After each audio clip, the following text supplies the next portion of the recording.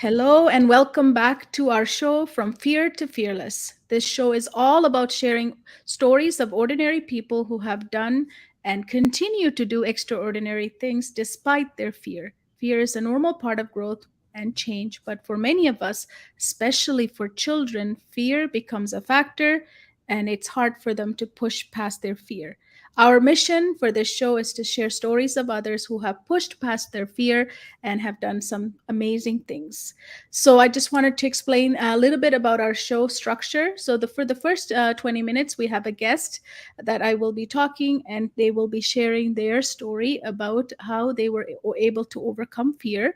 After that, if you have to go after the 20 minutes, we will continue our discussion in our wisdom circle with our guest, where they will offer tips and strategies on how you can help your kids or anyone that you have in your life. So today I have the pleasure of Claire, and she's going to help me pronounce her last name. How do It's I say your last name? Tchaikovsky. Thank you, thank you. She is Swiss, Irish, Polish, and British entrepreneur. Wow. Former and home educator, educating mother, and her inspiring journey of overcoming fear and prioritizing well being. That's what we're going to talk about a little bit. She is the founder and CEO of Human Milk Clothing and a council member for the organization for responsible business, right? Is that correct? Organization for responsible business. Yeah. Claire is dedicated to promoting the welfare of women, their families, and the planet. I'd love to know more about that. With her 10-year-old son by her side, Claire models a positive relationship with fear and shows how it doesn't have to dictate our decisions. That's absolutely beautiful. As a professional singer, that's Yeah. amazing. Claire uses her voice to empower others and make a difference. So, welcome, Claire. Thank you for being here today. Thank you so much for inviting me. Really appreciate it. And Thank I you. appreciate your program as well. It's such an important topic. It is, right? Fear. Big Mm-hmm. word. Even though it's only got four letters, unlike yours and my last name, which has many letters. But tell me, you chose your title for this show is to have fun with fear. I've never heard of that one. Do you know that's just what popped up when I thought of a title? Immediately, I felt fear. I thought, oh God, how am I gonna? What do I say? How do I make this sound important, empowering, all the good stuff, And the fear just there it is. It hits, and but I think over the decades, one thing that I've found is I've actually become quite good at having a good relationship with that fear, and I notice it, and I go, "Oh, hello, Mhm. it's you." Okay, um, and I think that's where a really really key learning for me has been Yeah. the difference between it's not about the fear being there. I've certainly found is not optional. It's there.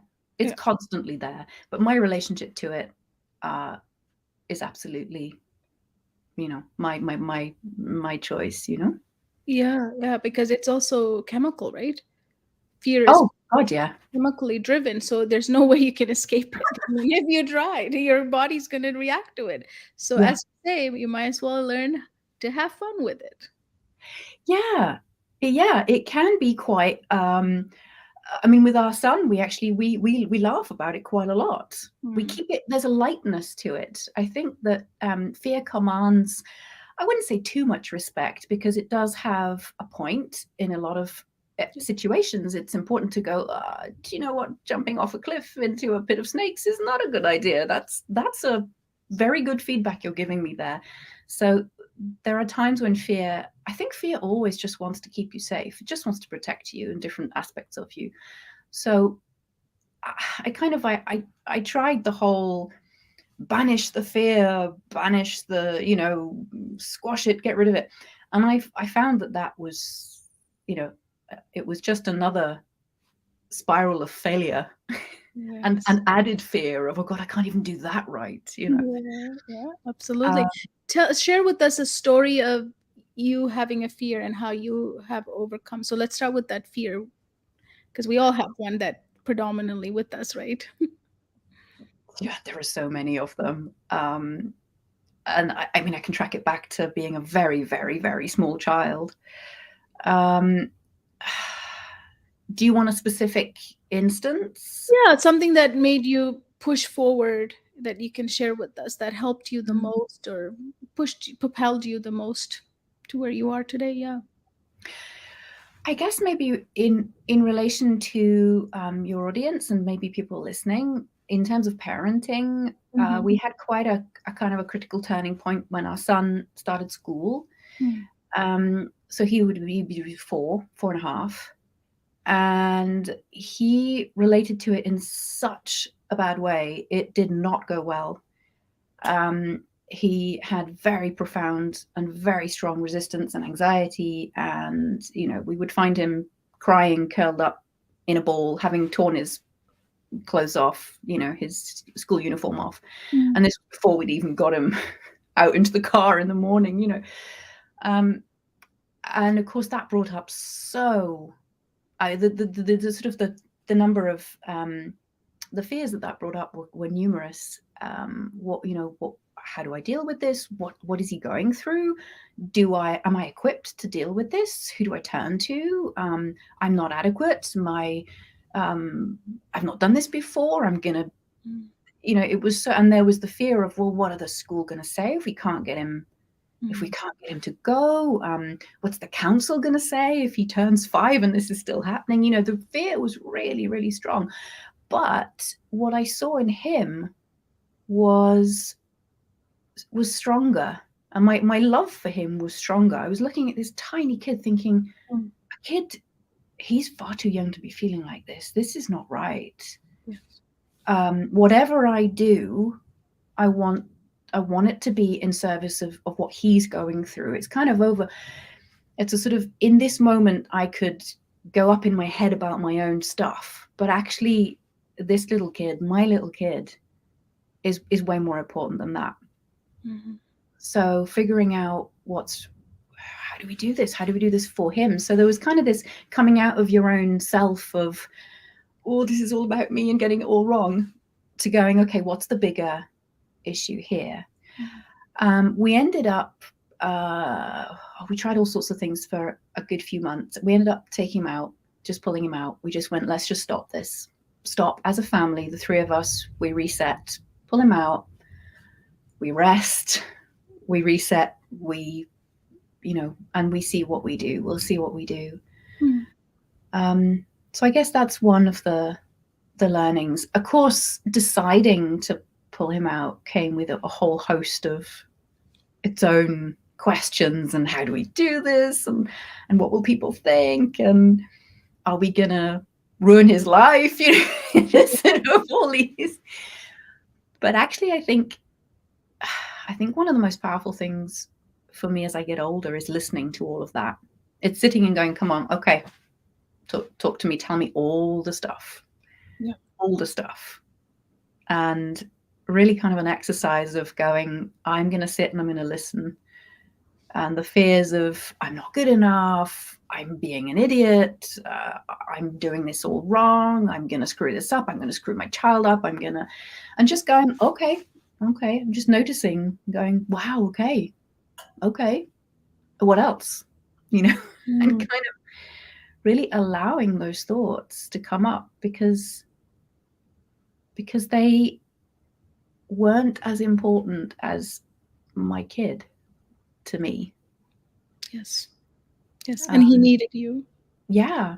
And he needed us present. And it wasn't so much about trying to hide this from him, but there was an emergency. There was a sort of, we have to do something. The school were not responding at all in a constructive way. There was a lot of shaming involved. There was, well, this is your parenting, and he just needs to this and that. And I'm saying, he's screaming naked behind the sofa. That's not right. This isn't just pick him up and bring him along, There's other stuff going on here. And his father and I are both entrepreneurs. We're both artists. We have a sensitivity that we live with and that we've had to learn to deal with. And it's very clear that our son has that in abundance as well. we used to walk into the classroom to bring him, and we couldn't wait to get out of there. Just the sensory overload of just dropping him off, Yeah. you know. So we thought, hang on. So we wouldn't expect ourselves to spend the day in there, but we expect our little boy to. So it just became, you know, having to do something different and taking that risk was more important. Became more important than the fears that were associated with those decisions. Yeah, and you went against almost all those fears. I mean, one of the thing is what other people will say, that I'm doing the right thing. Is he going to have the right education? What if he doesn't? What if I fail? Right, as you said Oh, earlier, all of those. But I love how you said that learning to listen to those fear instead of pushing them off. Like a lot of the time we start getting this fear conversation and then we try to shut it down, right? Like, no, I don't want to hear it. I don't want to hear it. No, no, no, no. But you were saying that that allowed you to get that clarity at the end of the day, yeah. just allowing it to free flow. Honestly, that's the only way that I've personally found to get to grips with it and to really actually start now to have fun with it Yeah. and Yeah. have a relationship with it, because man, it's an active part of us. It's a Yes. really powerful part of us. And if we're not in good relationship with that, um, it can rule. It can rule your life, you know? Can silently rule. Oh yeah.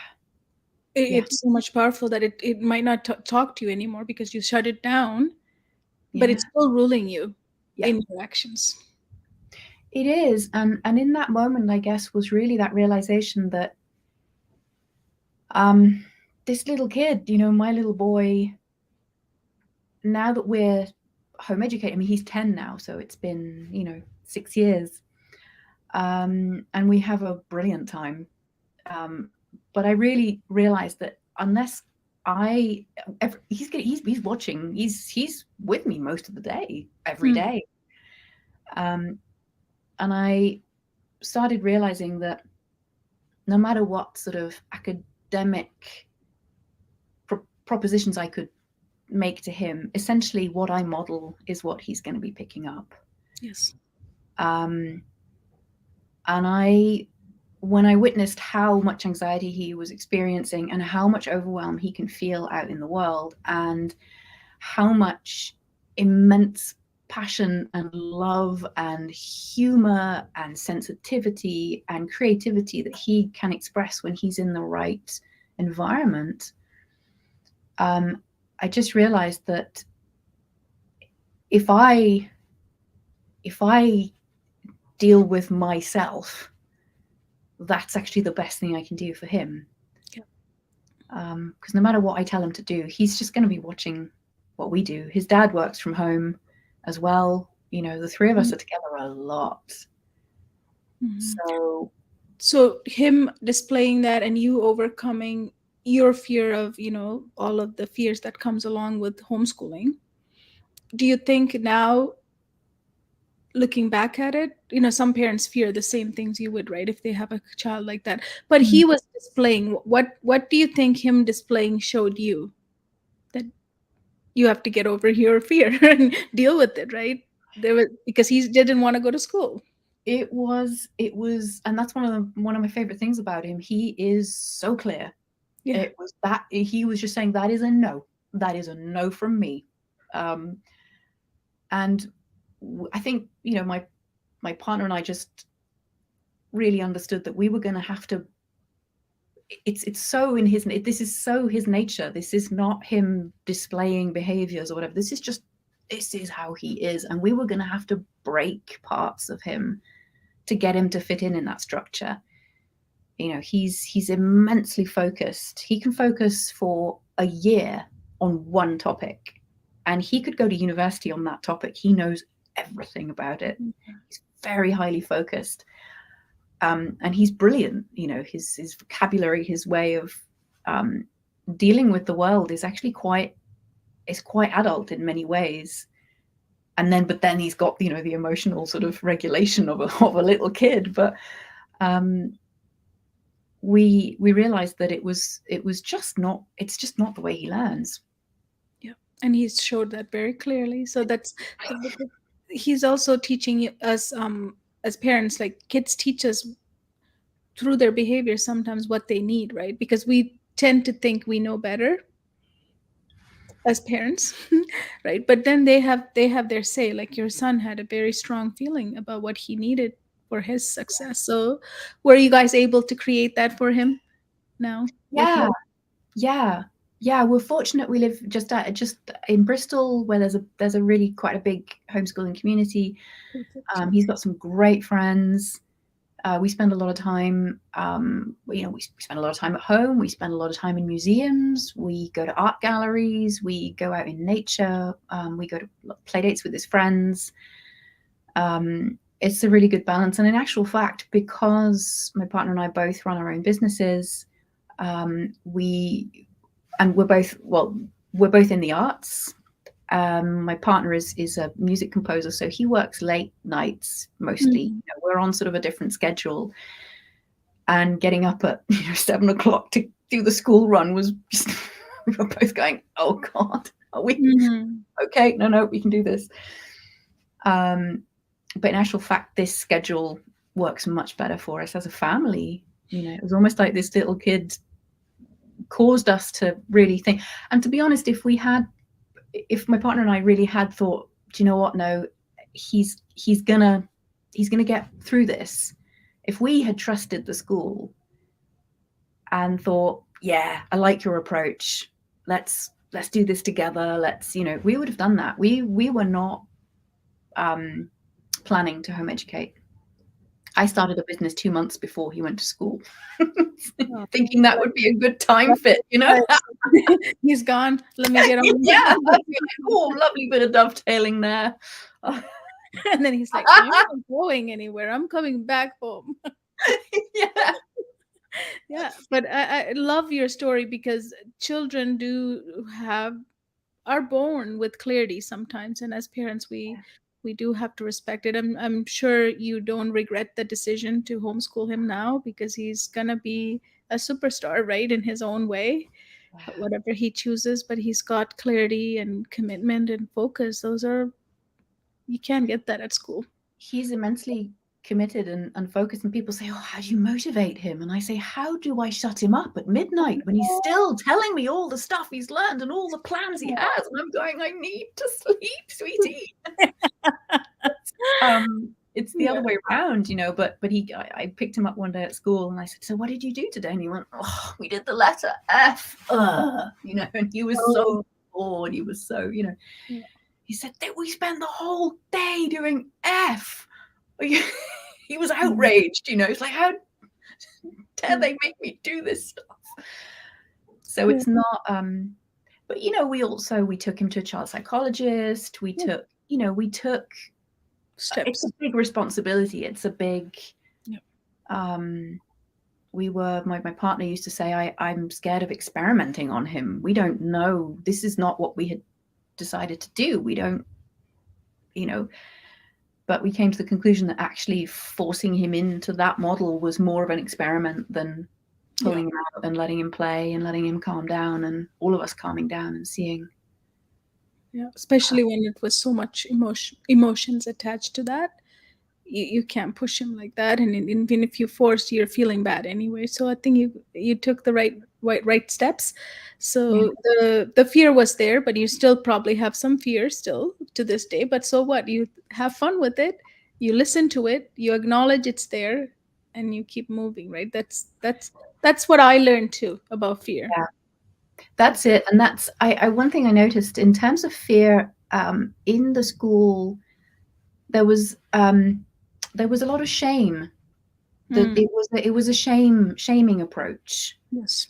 One of the teachers actually said when he wouldn't let go of me when it was time for me to go, and she actually said to him, "How old are you?" And I looked at her in a sort of a, really? We're doing this? You're doing this? So I kept it light and I said to her, oh, well, you're going to be 5 in like 3 weeks, aren't you? It's going to be your birthday. But I glared at her and I, don't you dare. Do not dare. Don't bring shame into this. This fear is a very, very real thing. And I think actually that's quite a cultural relationship that we have. Shame. We Yeah. shame, Expectations, right? Certain age you have to do this, certain time you have to do this. If yeah, not, what's wrong with you, right? Like, yeah, and he's just clutching his mummy, and she's like, "How old are you?" And I'm like, "Dude, he's 4. He's yeah, a 4-year-old little kid. Come he's on, like." yeah, yeah, Um, so when that's a kind of a difference. I just thought, oh, I don't want him learning that. I don't, he is quite a different kind of kid, but then I'm a different. I was very different as a kid. His dad is, we're pretty, we're all different. We're all different. yeah, The system, in terms of education, it wants to fit us all into one mold, right? And come out at the other end as similar, but we are yeah, different. And that's kind of why the system, education system, is failing some students right now, is because they can't fit into it. So what do they do? Like your son. exactly. And shame is a shortcut that I think most of us have picked up along the way. But that is a fear in itself. I think Yes. it's a fear of, well, if I listen to this, I'm not going to know what to do with it. And I don't have time to do something creative with it because I have 30 kids in the classroom. I need that shortcut. And I do understand that. I Yes. really get that. So, Yeah. but the coming back to the fun thing about now, fear is something that we both listen to, when our son is worried about something and he tells me and I go, yeah, well, that sounds, I'm not sure I know anybody who wouldn't be feeling that way. It's we welcome it. It's like, yeah, of course you're scared. Yes. And it's either is there anything we can do to, don't know, help to put some sort of safety net underneath? Is there anything we can think of, or is it just something where you have to go, yeah, yep, I'm scared and I'm just gonna go off and do it anyway. Yeah. Um, Talking about it helps, right? sorry. Having that conversation helps a lot. I mean, by the end of it, you might not even feel scared anymore, even though you started with that, Yes. feeling. It's kind of dilute itself because now you're relaxing it as well. And as we said earlier, it's also hormones and chemically induced as well. And your reaction also will show him how to relax as well, right? A parent's reaction to I things. think so, and I try and in a sort of age appropriate way, as they say, to kind of, it's not my well being is not his business. It's not his responsibility in any way. Hmm.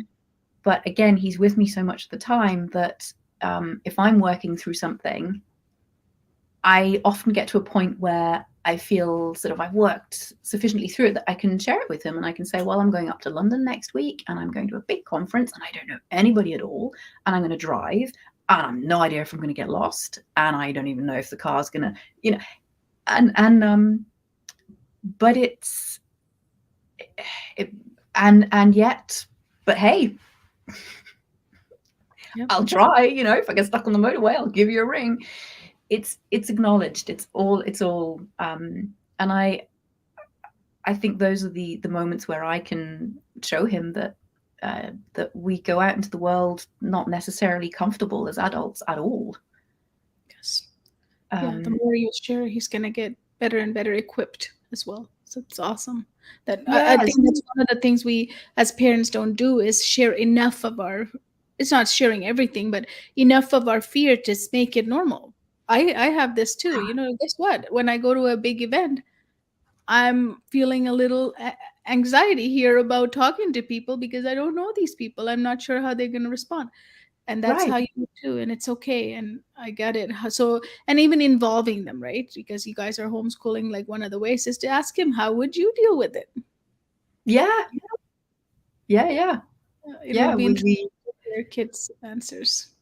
yeah. And sometimes it's a complete, nonsensical kid thing of like, well, if the car doesn't work, just blow it up by the side of the road. And sometimes it's incredibly insightful. Yeah, It's just, it's that's their imagination, right? That's what. yeah, yeah, yeah. Yeah, yeah, blow it up, and now what do I do? I'm still on the side of the road. Yeah, exactly. I haven't got to my event. Who's going to take me there? And then the Spider-Man comes and picks you up and drops you off. Yeah, So right. They're beautiful. Their stories are beautiful always. But I have a question for you. What would you tell your younger self about fear? I think it would really be that the fear is, it's gonna be there. It's a constant companion. It's not going anywhere. But shame is optional. Shame is not necessary. It's not helpful. It's not healthy. In this context, it really is optional, because I used to feel so much shame around it, because it was, the fundamental fear was that I was just not of this world and just not meant to be in it, really. And that I Mm. didn't understand how the world worked enough to have any valuable contribution.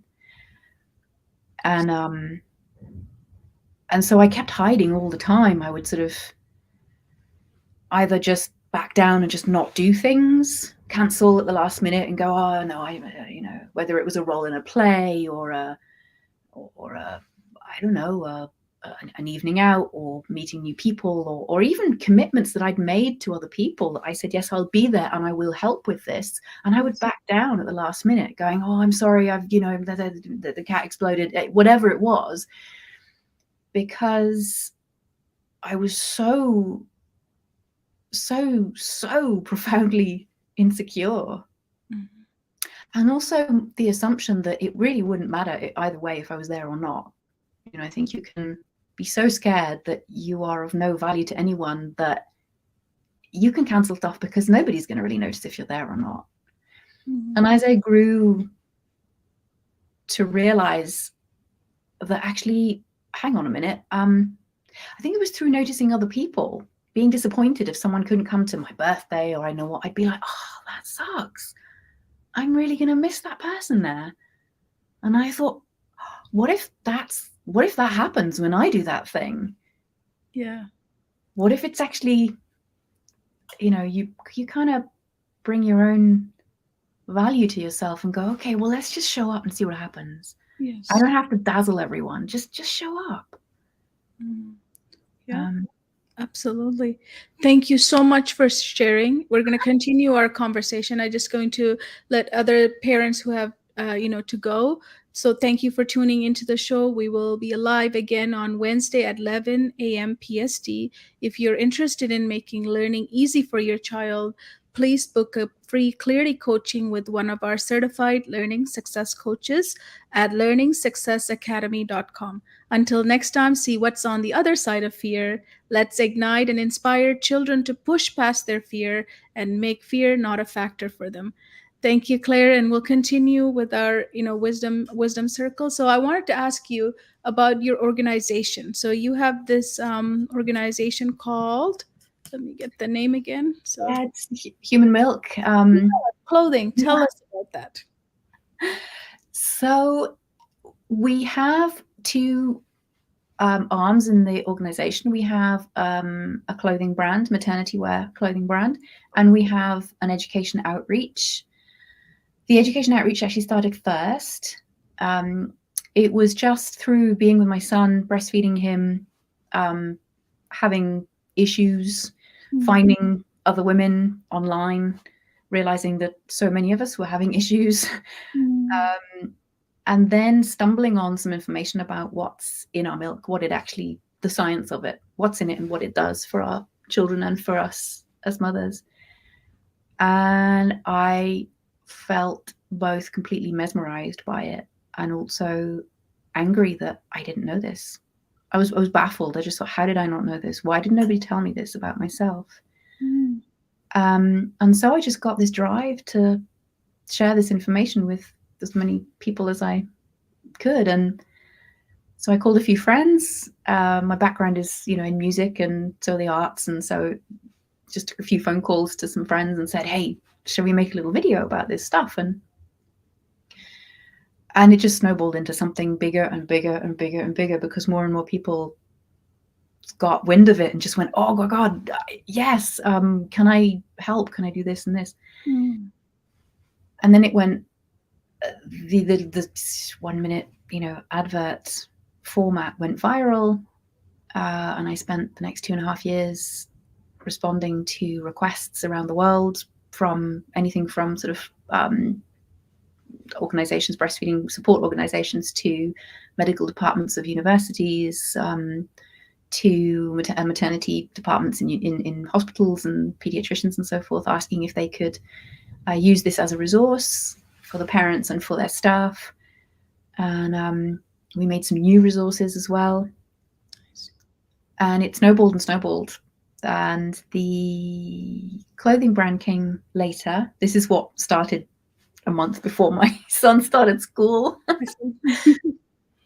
And that was it's sort of rethinking how business works, really. I don't know how much you want to go into it, but the realizing that the format of sort of a charity format was a frustrating one for me. It was a sort of a, hang on, we're cleaning up the mess that's made by established trading organizations and businesses, and we're sort of dealing with the fallout of that on a tiny fraction of their budget. And it didn't feel fulfilling. It didn't feel empowering. So, and also my background is a very creative one, and I wanted to be making things again. I wanted to be producing things. So the maternity wear thing was just also because we were all kind of going. I breastfed for quite a long time to natural term, and so did some friends around me, and we all outgrew our maternity, cut out zips and flaps and all that, and we all just went, when we all started wearing our old nice flexible clothes again. And I thought, hang on a minute, there's a sustainability issue in that as well. There's a gap. So that became the idea of setting up a sort of a trading business entity that also carries the information that we want to share. We talk a lot about the science on our little swing tags or on the designs that we print and so forth.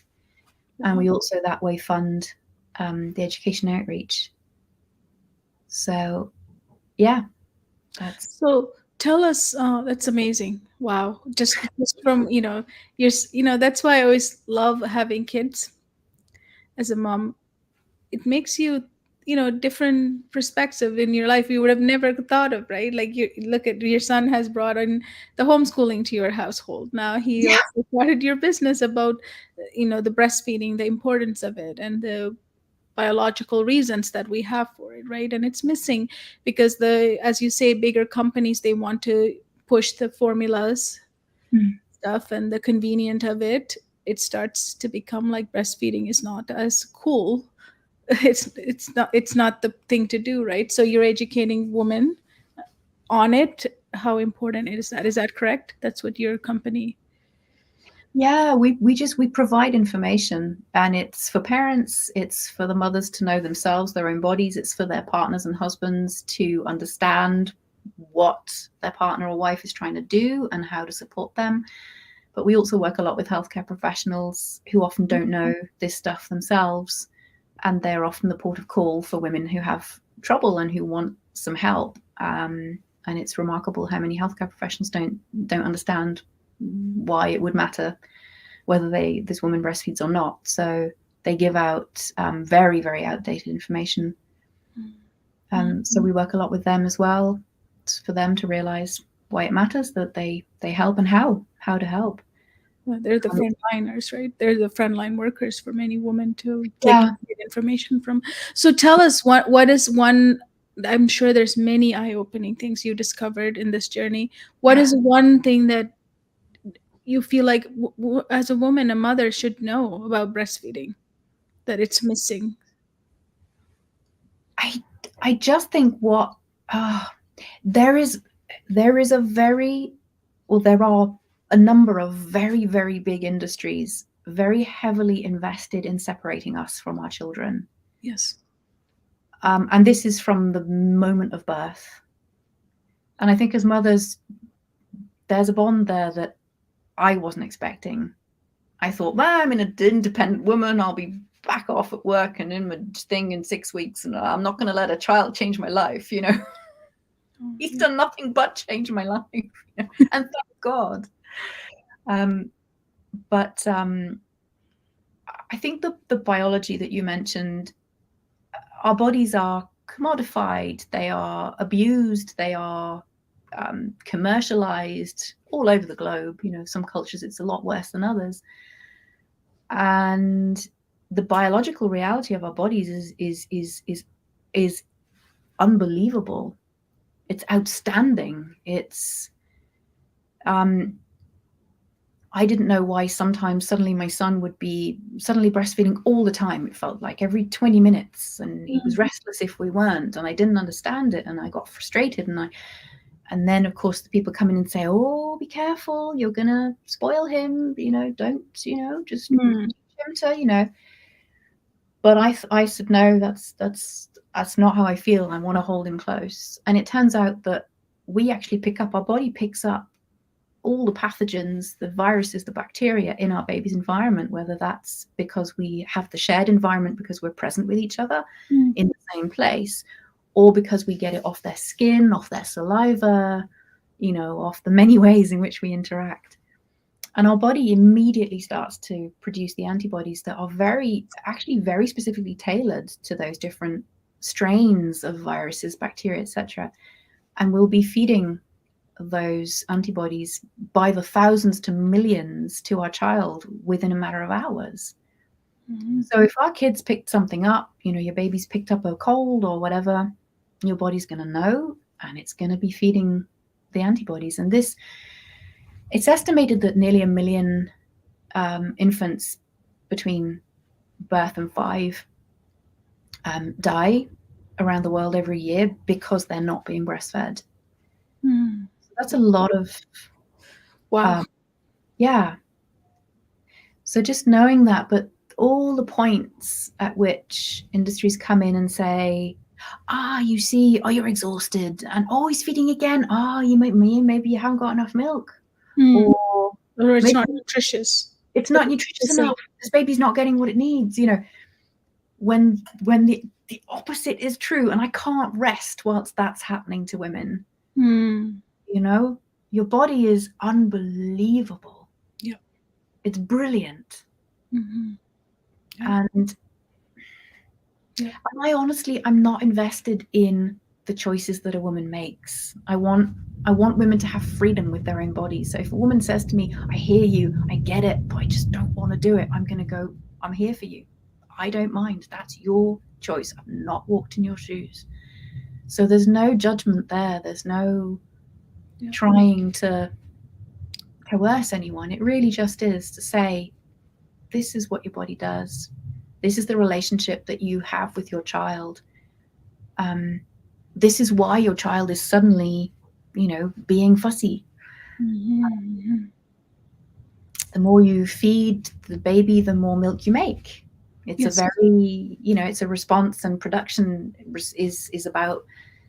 But some, we're led to believe that, we'll leave longer gaps between feeding because then your boobs will store up the milk. But the opposite's happening. Your body's going, okay, so we're not needing as much because we're not feeding as much, so I won't make as much.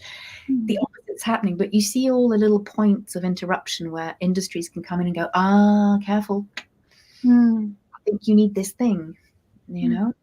So it's so important for us to know ourselves. And it's a natural process, right? Like after having a birth, you're also not allowing your body to do what it needs to do. It's to produce milk, and it's to produce milk until it cannot, right? And until the baby doesn't need it, or baby's not requiring and needing other food.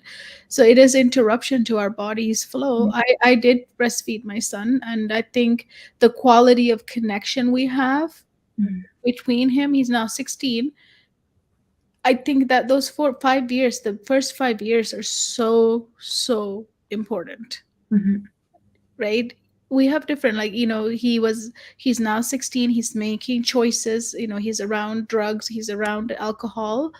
My son and I have a connection where he would tell me about it, and that he has a hard time being around these things. Now he have to make choices, so can you help me make the right choice, mom? Like, I think that only came through because of the first 5 years, the That's connections. fantastic. Yeah. What would you say? What are the key things that you did? That that have led to that? The 5 years, I think, that the first, when he was birthed to the 5 year old, I never left him anywhere. I dedicated my life just for him. All we did was play Lego, build, run cars, go dig outside, whatever he wanted to do, I would follow him. And, um, it was just my present there for him.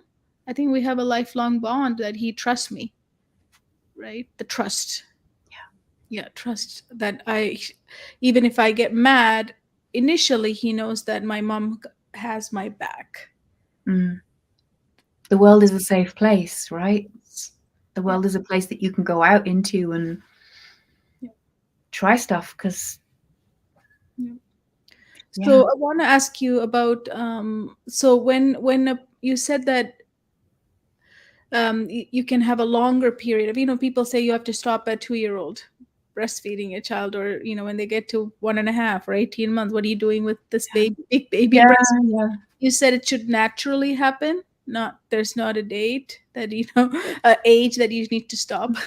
That's a myth as well, right? It's a myth as well. I thought it was 6 months when my Yeah. kid was born because I thought I've never heard of anybody breastfeeding for longer than that. So it must be 6 months. And we got to 5.5 months, and I went, oh, well, I guess he's going to stop soon then because, and he didn't.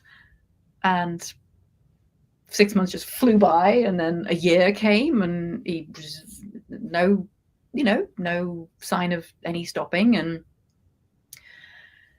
I think I started looking around and going, is anybody else? Is this happening for anybody else? And that's when I discovered an online massive community of women on, it was a Facebook group, Mhm. breastfeeding older babies and beyond. Thousands of us all over the world in that group, and it was just like oh my god. And then I discovered things like, for humans, for our species, the natural timeline for stopping breastfeeding is anything up to 7, 8 years old. That's what's normal for humans. Um, Now, I'm not advocating that everybody does that. It's again, this is your family, this Of is your course. body, this is your life. Um, but that's what's normal. That's normal for humans. And my son stopped when he was nearly 5, so I think it was about 4 and 8 months, Mhm. and he just stopped. I mean, he was feeding very little, as the older they get. But I fed him through teething when he was in a lot of pain.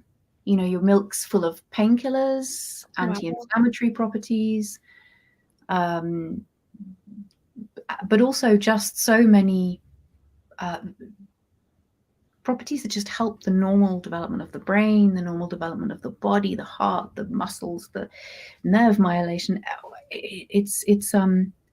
And of course, when he turned 1, there was so you can give him cow's milk now.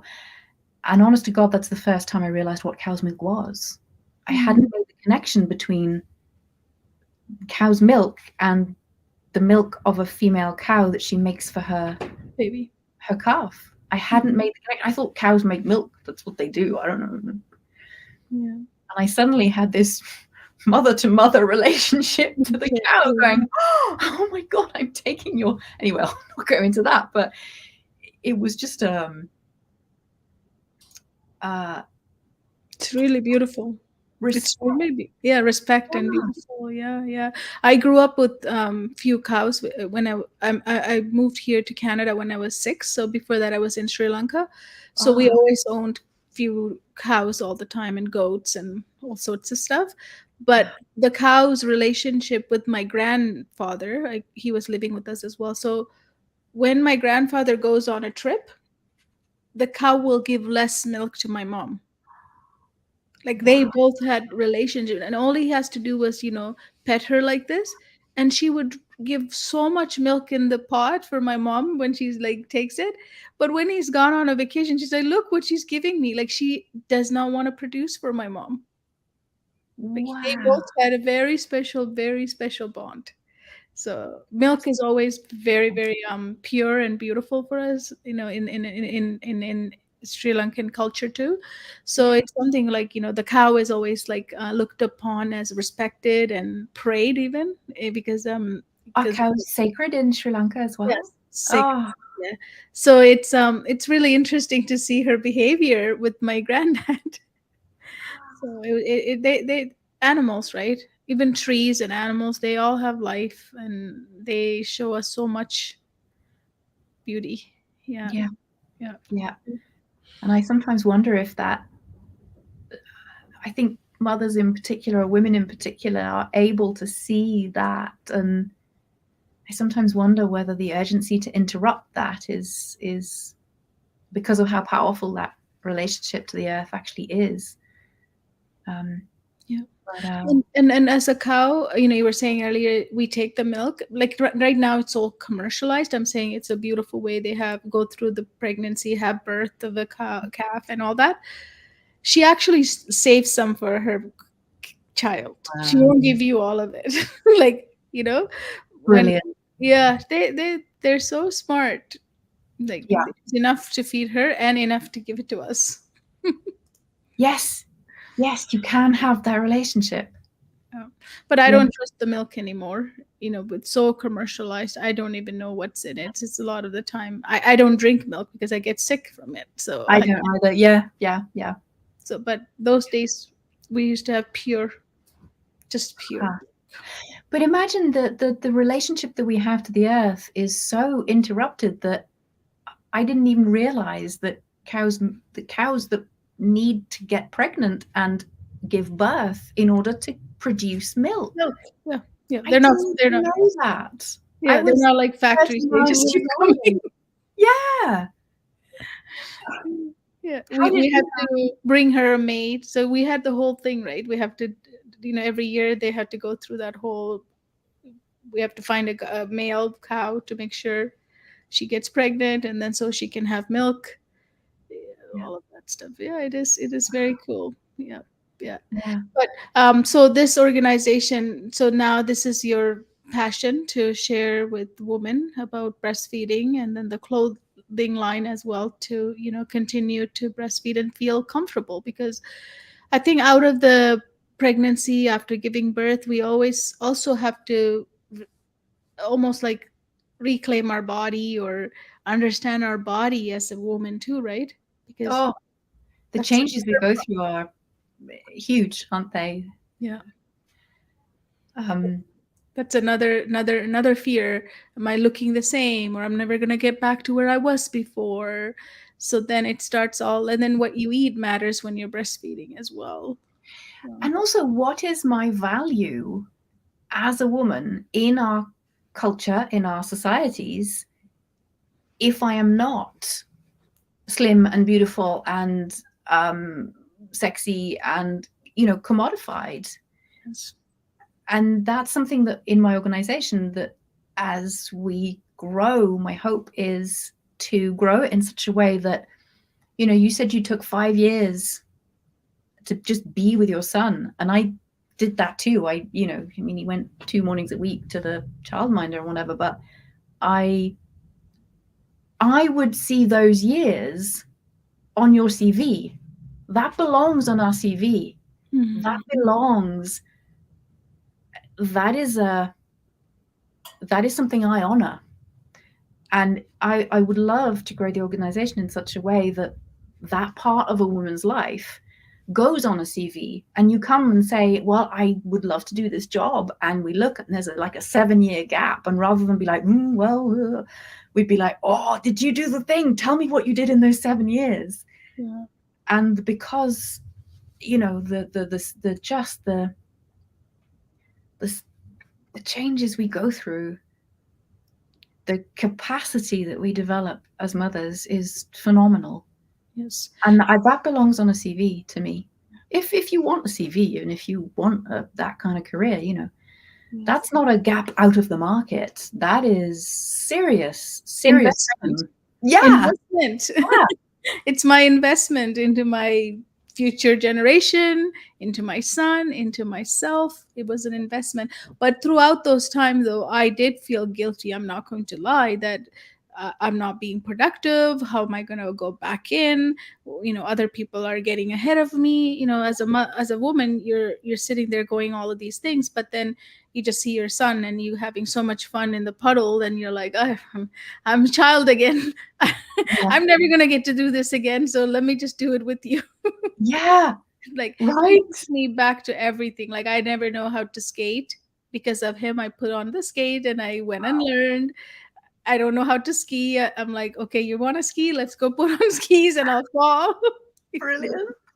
So they do take you back and teach you things that you never had time as a child or never had the opportunity to do too. So I took it as it's a gift back to relive my childhood with him, through him. So it's a beautiful journey. But yeah, it is a guilt because society do want you to be a mom who just have the baby and go to work in, you know 6 months, 4 months Yeah. sometimes. So it's tough for And women. that's a very reasonable fear, because a lot of companies and environments do that. They will penalize women for not going back straight to work, or maternity leave, etc. It is a structure that needs to change. There's no doubt about that. I think it's something that we aim to work on with the company as well, to bring this to policymakers and say, look, if you want the figures, if you want to go about it the financial route, then it is a financial investment to give maternity leave to mothers, to help them to breastfeed if they want to, because the child will be healthier. The reduction in costs to the healthcare service are enormous. There's an estimated sort of £40 million in the UK per year to the National Health Service for kids for infants, just with diarrheal and ear infections that are made more severe because they're not being breastfed. So just for ear infections and tummy bugs, the health service is paying £40 million a year. So the Why not put that into the mother staying home? Yeah. if they want to see it in those terms. But so talking with policymakers as well about how much sense it makes. And it's choosing. Again, I don't want women's bodies to be regulated. I want us to be able to choose what we really, really want to do. Yeah. And have And that. it's not knowing the choices too, right? As women, sometimes we're not aware of all the choices we have, and we're only going with what our awareness brings. And also policymakers, I don't think they ever compare these things. Like, here No. I am spending on all of this to fix these little kids when I'm telling the mom to go back to work, but she's got every, beautiful milk here that could fix all this problem right here without any cost. Just give her some money to stay home for the next, or extend the maternity leave, right? Yeah. Simple as that. And Yeah. it's incredible. It's the same here too in Canada. It's not different. It's very similar situations, and also after that, you also have long-term problems when a child is left without that attachment, with the proper attachment. It Oh, can, mental health problems, and yeah, continues into adolescence, into teenage years, into, so we're also creating dysfunctional adults. So it's a very important thing you're doing. So I really appreciate what you're doing. thank you. Well, that's one of the key things in sort of being brave enough to take our son out of school and go, okay, let's be creative about this, Yeah. was that I started self-harming when I was 12. I started drugs, I started alcohol, I started smoking, all when I was 12, and I could see, and it was just a numbing thing. It was just okay, fine, if you want me sitting here, at least my mind will be elsewhere, Yeah. and I saw my little kid and I thought, he's halfway, when we were having all this trauma around school, I thought he's nearly halfway to 12 when I started destroying myself.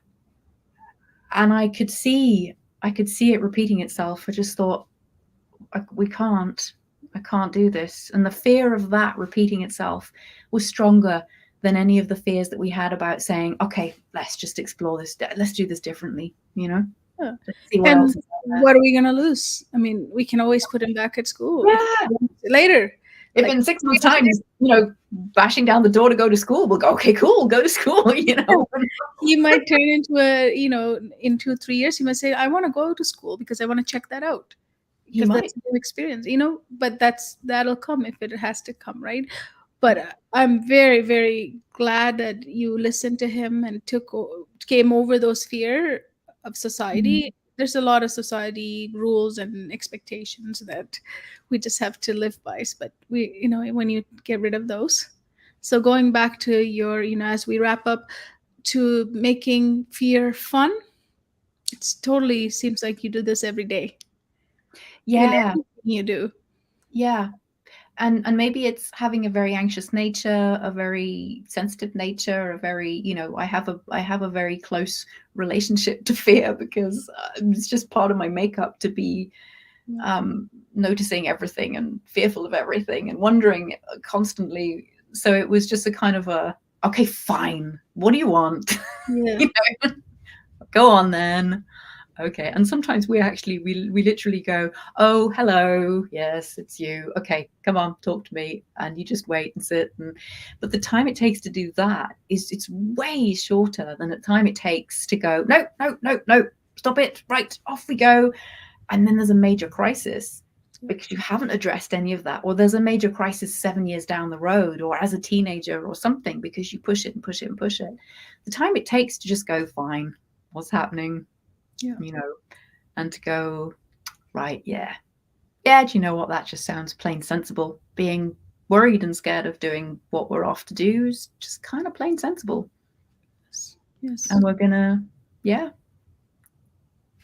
Love it. Love it. I love that therapy. yeah, Talking to yourself. That's what I use in my coaching practice. My methodology revolves around, is similar to what you're saying, is to talk to your brain, to yeah, have that conversation, because there's nobody better than you can have that conversation with your brain. And that dissociation, what you're talking about, declaring even names, to parts of your brain that comes and consult with you to before you make a big decision, comes in the form of fear, right? So it's really very important tool to teach our children as well. So thank you so much for sharing and coming in today. So I'm going to ask you to share with me your information, so I can share with, if there's a mom who's listening, who has a little child who wants to know more about breastfeeding and your maternity clothing. I would love to share your information in our show notes. So I don't know if I have it, but if not, I'll get it from you. Thank you so much. I'll send it to you straight away. Thank And it's been a pleasure. Thank you so much for Yeah, it having was me. a very nice conversation. Thank you. So I just want to thank you for staying and tuning into our show today. We will go live every Wednesday at 11 a.m. PST. If you're interested in making learning easy for your child, please book a Clarity coaching call with one of our certified learning success coaches at learningsuccessacademy.com. Until next time, see what's on the other side of fear and let's have fun with fear. And let's show our kids how to have fun with fear. Thank you, Claire, for coming in. Thank you so much.